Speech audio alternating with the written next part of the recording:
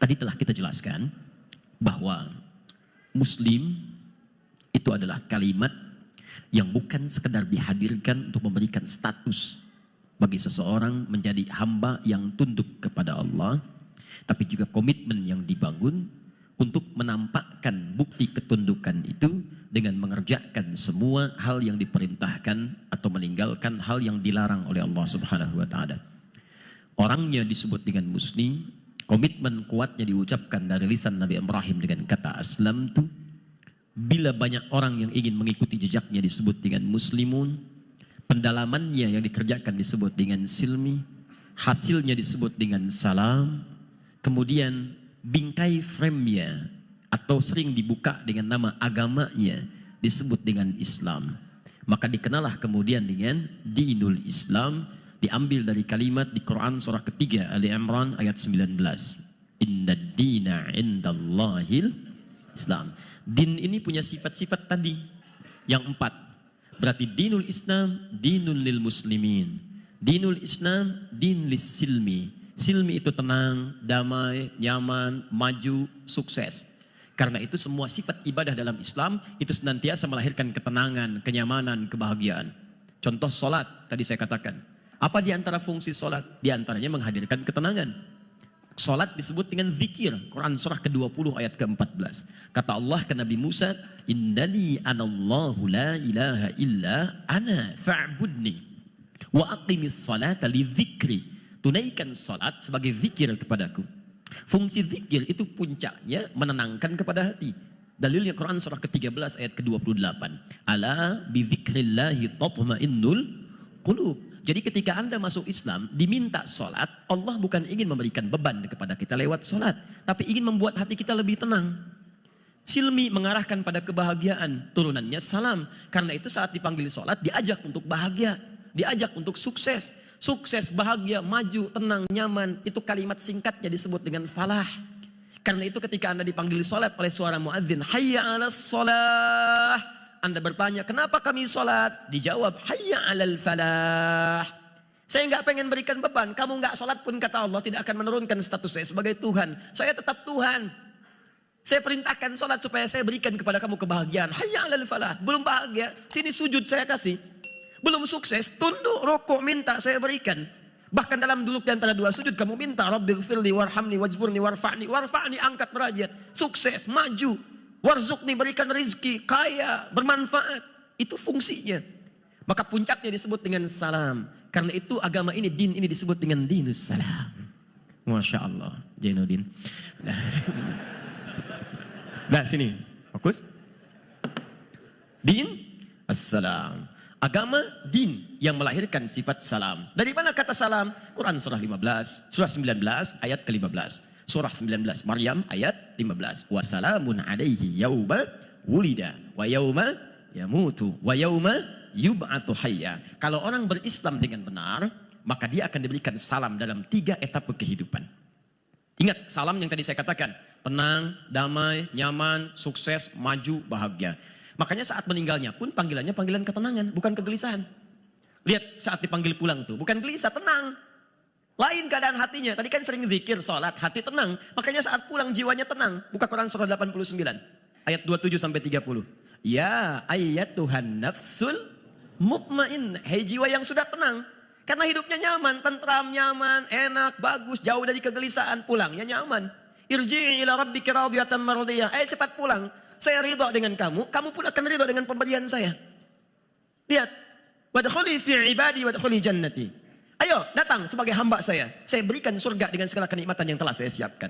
Makanya orang-orang seperti ini dunianya tenang, nyaman. Jadi kalau Anda sudah berislam sampai sekarang, sudah belasan tahun, puluhan tahun dan sebagainya berislam, tapi Islam Anda tidak menghadirkan ketenangan pada jiwa, pasti ada yang salah dalam cara berislamnya.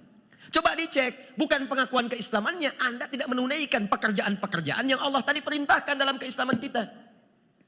Kata Allah salat, mungkin Anda kurang maksimal dalam salat. Kata Allah zakat, Anda nggak keluarkan zakat.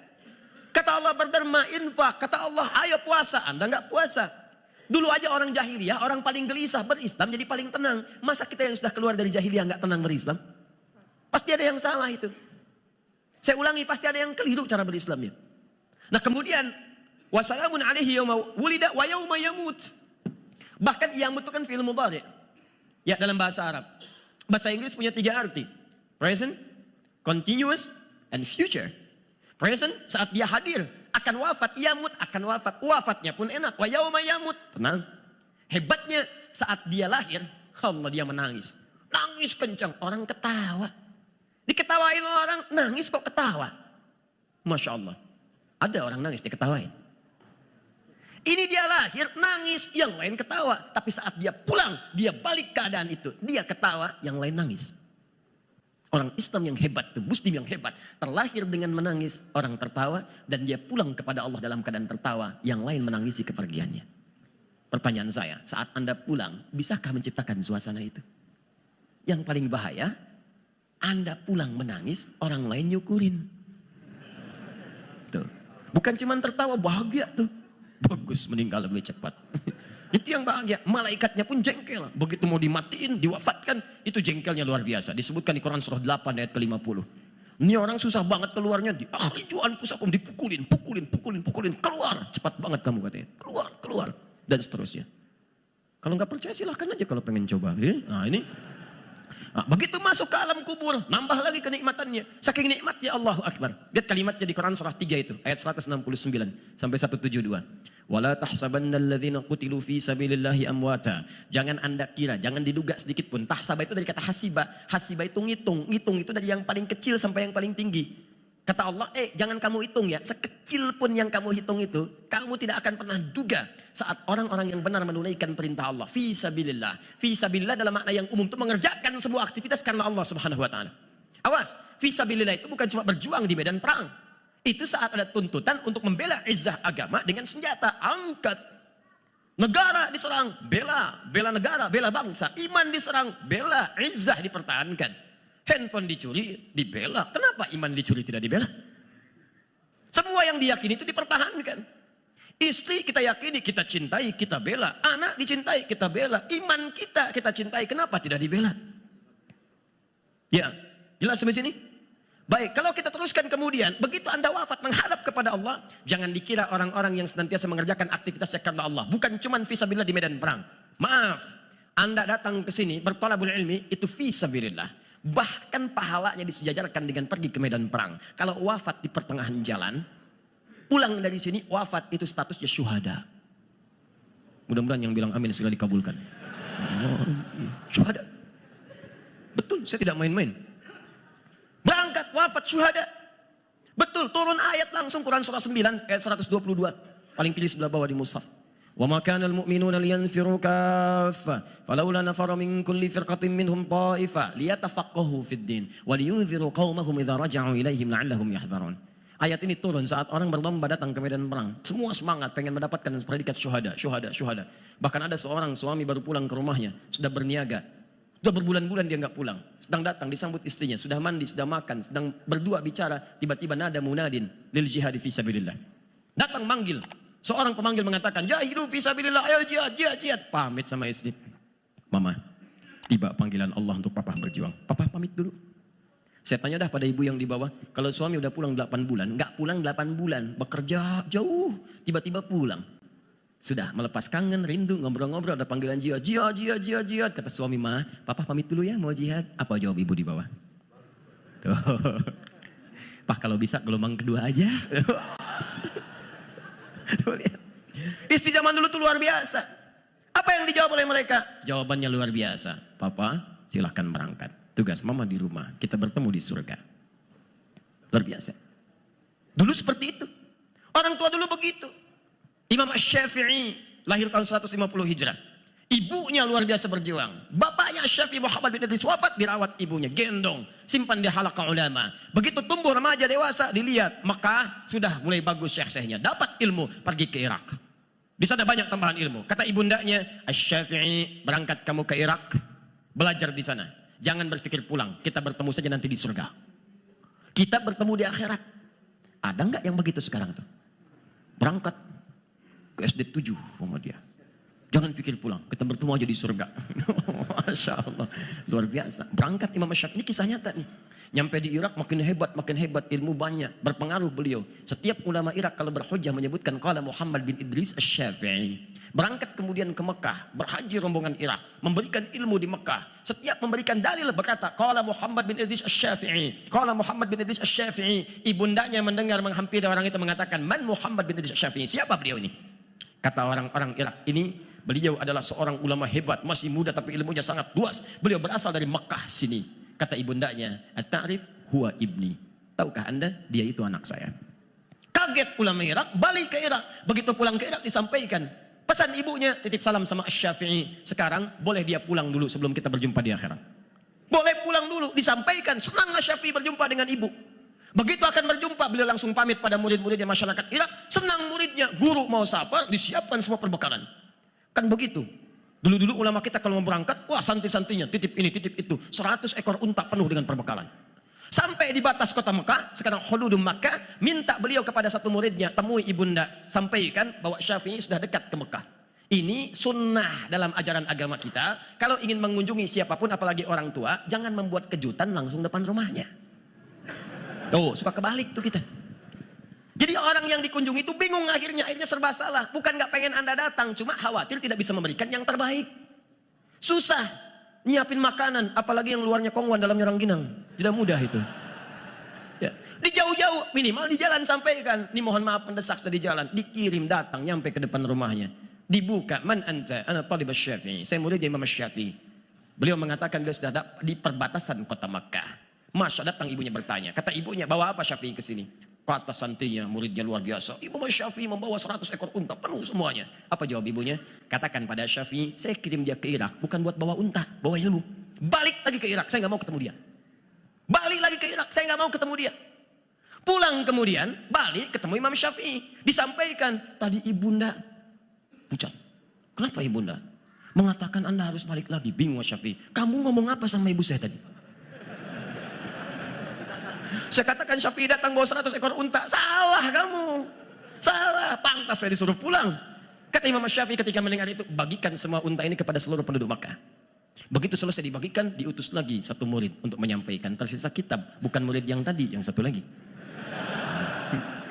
Datangi ibu saya, sampaikan, unta sudah dibagikan, Asy-Syafi'i tidak membawa apapun kecuali kitab di tangannya. Balik kemudian, nyampe ke ibunya, sampaikan, Asy-Syafi'i telah datang mengutus saya. Ya, masih bawa unta. Unta sudah dibagikan kepada seluruh penduduk Mekah, sekarang tidak tersisa kecuali kitabnya. Kata ibundanya, sampaikan pada Asy-Syafi'i, dia boleh datang, aku sudah merindukannya. Jadi sifat itu seperti itu, jihad fi sabilillah. Anda tuh jangan main-main, ini ke situ jihad. Kalau wafat syuhada, kalau benar, luar biasa pahalanya. Nah ini kadang-kadang suka beda. Orang pulang dari majelis ilmu, dulu bawa ilmu, sekarang bawa foto. Tuh dapat foto sama Ustaz. Jadi teman-teman sekalian, ini tidak main, itu fisabilillah. Kalau Anda kerjakan benar sebagai muslim, nanti masuk ke alam kubur, luar biasa pahalanya. Wala tahsabanna alladziina qutilu fi sabilillahi amwata, bal ahya'un 'inda rabbihim yurzaqun. Tapi di alam kubur dia diberikan kehidupan yang luar biasa indahnya, semuanya nikmat, enggak ada pekerjaan lagi. Jadi yang ini, pekerjaan ini cuma di alam dunia aja. Ke alam kubur sudah enggak ada lagi. Sudah enggak ada. Makanya di alam kubur sudah tinggal kenikmatan, apalagi di surga udah enggak ada salat lagi. Kalau masih ada yang pengen salat di surga, terlampau soleh orangnya. Betul. Lihat, farihina bima atahumullah min fadli. Saya teruskan dengan cepat. Wa yastabshiruna billadzina lam yalhaqu bihim min khalfihim alla khaufun 'alaihim wa lahum yahzanun. Maka orang di alam kubur ini Islamnya benar saat di dunia, muslim yang benar, diberikan kenikmatan melimpah. Alhamdulillah. Nikmat. Saking nikmatnya udah enggak sempat bersin lagi. Wah, luar biasa. Nikmat. Sampai mengatakan, lihat, wa yastabshirun. Ada yastabshir, ada yubashir, itu beda. Basyara yubashiru dengan istabsyara yastabshiru itu lain. Kalau basyara umumnya orangnya masih ada. Disampaikan di hadapan kita ada. Makanya ketika ayat surga turun kalimatnya menggunakan basyara yubashiru, basyir fi'il amrnya. Buka ayat surga pertama di Quran surah kedua Al-Baqarah ayat 25 paling kanan sebelah atas. Perintahkan Nabi Muhammad wa basyiril ladzina amanu. Bukan wastabsyir, wa basyiril ladzina amanu. Tapi ketika masuk alam kubur wa yastabsyirun. Istabsyara itu diantara maknanya memberi kabar gembira kalau bisa. Kalau bisa itu mereka akan datang. Cuma sudah nggak bisa datang. Nggak bisa datang langsung. Kalau bisa kata Allah, orang-orang ini di alam kuburnya ingin ngasih tahu kepada yang hidup. Wa yastabshiruna billadzina lam yalhaqu bihim min khalfihim. Mereka pengen ngasih kabar pada orang-orang yang belum wafat, kalau bisa cepet sini. Di sini lebih enak dibandingkan di situ. Tapi Allah, saya katakan lebih enak di sini, kata orang-orang itu. Itu luar biasa. Kalau Anda ingin mendapat pembuktiannya, ini kaidah dalam ilmu tafsir. Kalau disampaikan informasi dalam Al-Quran, itu bukan untuk sekedar diterima, tapi diamalkan, buktikan benar enggak. Yakini oleh kita. Buktikan, jadi kerjakan amalannya, begitu masuk Anda akan rasakan. Itu persiapan. Jadi kalau diinfokan, bukan jadi kisah. Ini sering banyak yang keliru. Baca kisah tentang Firaun cuma jadi dongeng. Padahal itu pesan, jangan sampai sifat itu menular di kemudian hari. Makanya nama asli tidak disebutkan. Ada kaidah menyebutkan kalau nama tidak langsung disebutkan, berarti peristiwa itu akan terjadi lagi di masa depan dengan tokoh-tokoh yang berbeda.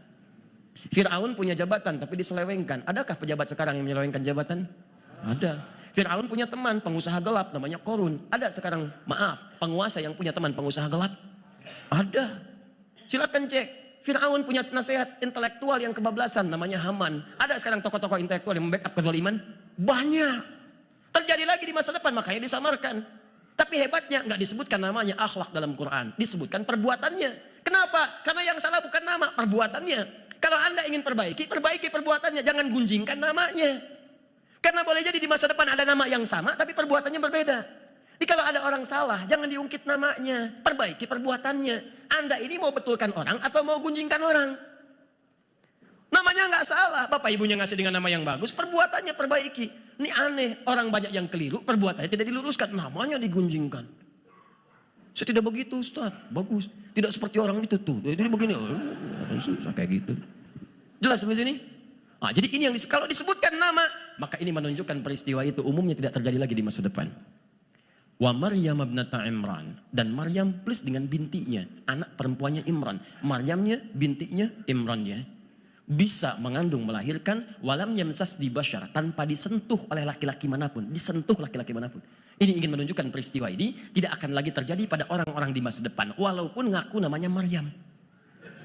Saya juga Maryam kok, saya dari Antapani, bisa mengandung, melahirkan tanpa ada seorang ayah. Banyak yang begitu mah. Ngandung lahiran tanpa bapak banyak. Yang tidak ada tanpa disentuh laki-laki manapun. Makanya bintinya langsung ke Imran. Maryam binti Imran, anak perempuannya Imran. Jelas. Kau Maryam binti apa? Asep. Oh. Asep apa? Janudin. Dah. Mesin. Jelas sampai sini? Nanti di akhirat dibangkitkan dalam keadaan yang lebih hebat lagi. Apalagi kalau dia rajin menghafal Quran. Itu di akhiratnya tidak cukup dengan amin.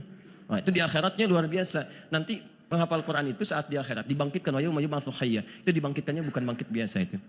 Begitu saat masuk surga, itu langsung penghafal Quran ini, kalau dia punya keluarga semua beriman, bapak ibu beriman, nanti sang penghafal Quran akan jadi pemimpin masuk surganya. Dan dia akan langsung oleh Allah dipakaikan jubah kehormatan. Ada di Quran surah 35 ayat 33, paling kiri sebelah atas. Jannatu 'adnin yadkhulunaha yuhallawna fiha min as-sawir. Saat masuk nanti masuknya ke surga tertinggi cuman lewat surga Aden. Begitu masuk, sebelum masuk dipakaikan jubah kehormatan, ada gelang-gelang emas, ada macam-macam, indah sekali untuk membedakan dengan yang bukan ahli Quran. Ada ahli yang lain, ahli puasa, ahli tahajud banyak, ya, tapi ini ahli Quran lain dan dia nanti akan mengganteng bapak ibunya yang saleh. Kalau suami istrinya, kalau istri suaminya, dan anak keturunannya. Itu ada di Quran surah 13 ayat 23 sampai 24 dengan kalimat yang sama awalnya. Jannatu 'adnin yadkhulunaha wa man salaha min abaihim, bapak, wa azwajihim, pasangan, wa dzurriyyatihim, kemudian keturunan.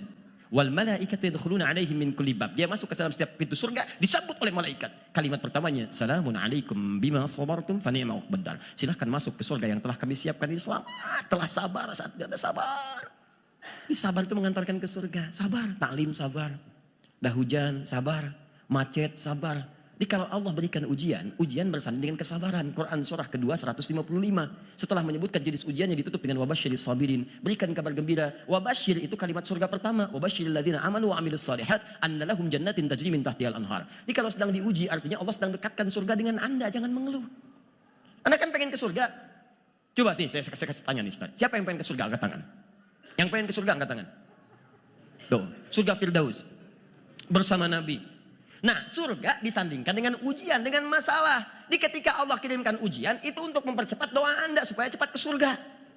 Karena sifat ujian bersanding dengan sabar. Orang sabar dekat dengan Allah. Innallaha ma'as sabirin. Dekat dengan Allah ke surga. Salamun alaikum bima sabartum. Kenapa ketika Anda diberikan apa yang Anda inginkan, Anda mengeluh? Anda minta, ya Allah saya pengen surga. Allah kasih jalannya ini lewat pintu persoalan. Anda lalui. Bukan hasilnya teman-teman sekalian. Bukan akhirnya Ferguson.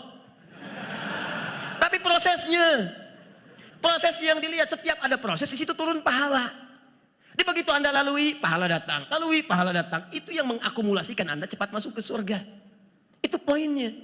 Jadi kalau ini banyak orang aneh, minta dikasih malah mengeluh. Anda minta, Ustaz, saya pengen buku MZN, ini saya kasih. Begitu dikasih mengeluh, ya kok dapat buku sih? Gimana Anda ini? Anda pengen ke surga, nih jalannya, pintu persoalan. Kasih pertama kali, macet. Masya Allah, sabar nggak? Kalau Anda menyikapinya dengan benar, alhamdulillah macet. Ada kesempatan menghafalkan ayat-ayat Al-Quran. Buka, dengarkan, Masya Allah, tilawah. Ustaz saya pakai motor, nggak ada masalah. Bapaknya Mu'adz yang di Mesir, fasilitasi anaknya, 4 tahun, mata nggak bisa lihat, talaki Al-Quran. Pada Syekh 20 kilo dari rumahnya, modifikasi motornya. Itu motor luar biasa, motor lama dimodifikasi, dashboardnya dibuka agak lebar, disimpan ayat-ayat Quran. Di sepanjang jalan bapaknya baca, anaknya dengar. Pulang-pulang demikian. Yang ngantar belum hafal, anaknya yang tidak bisa melihat hafal Quran setelah itu. Dikasih. Ini baru mau berangkat macet, malah bikin status. Ceklik, jalan Jakarta macet. Dah, sini. Ini paham yang ini? Jadi kalau kita berislam dengan benar, dunianya tenang, nyaman, baik, tentram, maju, seperti orang dulu mendapatinya, alam kuburnya nyaman, ya, kemudian akhiratnya ada jaminan.